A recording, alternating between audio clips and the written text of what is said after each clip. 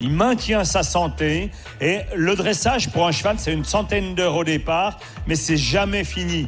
Ça dure jusqu'à la fin de sa vie. Donc tous les utilisateurs qui sont ici, leur premier objectif, c'est de dire on va les garder le plus longtemps possible parce que à partir de 5 ans d'utilisation, eh bien le cheval il sait presque lire et écrire. Donc en fait dans la réalité, c'est lui qui va conduire effectivement toute la réalisation et l'efficience du prestataire.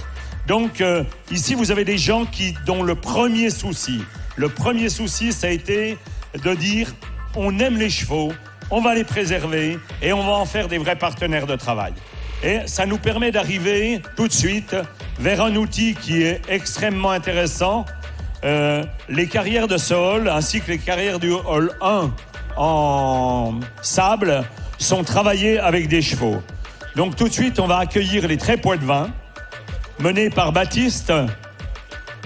Alors Baptiste, il est en train de s'installer sur une ferme, il est en train de reprendre une ferme, donc il va être ce qu'on appelle JA, jeune agriculteur, avec une part de sa production avec des chevaux.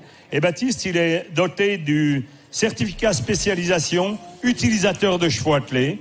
Donc c'est réellement un professionnel.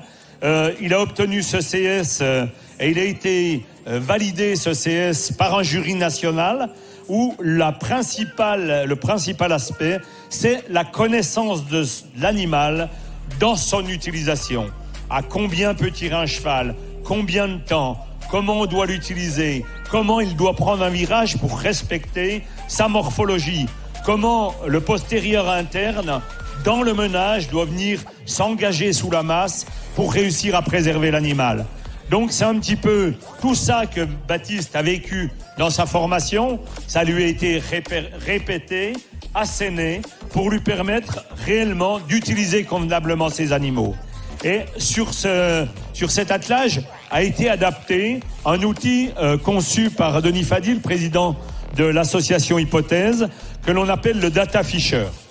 Donc je vais lui donner la parole et il va vous expliquer un tout petit peu ce que c'est que cet appareil qui est positionné sur ces chevaux et on va un petit peu décortiquer l'effort des animaux. Merci. Oui, alors voilà, c'est un peu moderne, peut-être un peu plus que les autres trucs, puisque c'est un système électronique. Alors en fait, l'idée, c'était que quand on faisait des formations ou quand on utilisait des outils et qu'il fallait modifier des réglages, il y avait toujours un peu une discussion en disant ça tire plus, ça tire moins. Alors il y a des gens qui sont très bons pour voir les efforts du cheval. C'est facile quand on est latéralement. Quand on est derrière, c'est beaucoup plus difficile. Donc on a décidé d'avoir une espèce de juge de paix neutre, qui est un système en fait électronique assez bête, puisqu'on utilise des pesons qui sont des pesons de balance. Et donc c'est ce qu'on appelle des dynamomètres. Donc là vous avez le Data Fisher qui est monté avec 2 dynamomètres sur les 2 chevaux, donc sur les 2 épaules gauches des 2 chevaux qui sont là. Donc l'intérêt là dans ce montage, c'est qu'on va pouvoir voir en quoi le cheval de gauche ou le cheval de droite tire plus et à quel moment il tire plus. Alors on est d'accord qu'on mesure que sur un seul trait, mais en fait on va dire qu'avec un palonnier on double cette valeur pour avoir une valeur qui est assez proche. Et puis moi je suis muni d'un récepteur, il y a un système radio en fait, et du bord de la carrière, je peux regarder comment le cheval de gauche force, comment le cheval de droite force, et quel est l'effort total qui est demandé à la paire qui est là. D'accord ? Et donc le système de mesure, c'est assez simple. On mesure 10 fois par seconde l'effort sur chacun des capteurs. Et puis ensuite, on fait une moyenne. Donc ce qui est affiché là sur les afficheurs, c'est chaque seconde la moyenne des 10 valeurs qui viennent de s'écouler. Et en fait, donc dans les versions, la version la plus récente, là, on a même un système d'enregistrement, c'est-à-dire qu'on enregistre sur une carte SD, une carte mémoire traditionnelle, et on va pouvoir étudier éventuellement après sur une courbe dans un ordinateur. Alors là, on va demander à Baptiste de démarrer le travail et Denis va nous lire alternativement les efforts. Les efforts vont être donnés en kilogrammes force. Ils vont être multipliés par 2 pour permettre sur un seul trait d'avoir la connaissance de la traction du cheval sur les 2 traits, donc c'est multiplié par 2, simplement avec une correction directe que Denis a mis au point sur son data fisher. Et vous allez pouvoir, vous, voir, quand vous avez le cheval de gauche, est-ce que tu pourras tourner à main droite pour que le data fisher soit côté public? Merci. Et donc vous allez pouvoir le lire, mais je vais redonner le micro à Denis, qui va vous lire en permanence donc l'effort de chaque cheval. Donc là, c'est intéressant. Au démarrage, on a vu qu'on était à plus de 90 kg par cheval. Donc là, on a réglé la herse de façon à ce qu'elle force un peu. Et on est au total à 215 kg. 220 kg, 203 kg.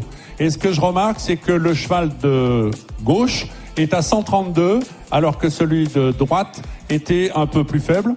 Donc là, tout de suite, on s'aperçoit alors il y a des chevaux qui sont un peu malins, et dès qu'ils sont en paire, en fait, ils ont tendance à tendre juste leur trait et à se mettre un peu en retrait et laisser le copain, en fait, faire le boulot.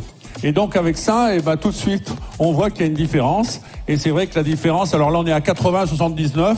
Donc, on va dire qu'on est 75-74, 89-88, 80-76, etc.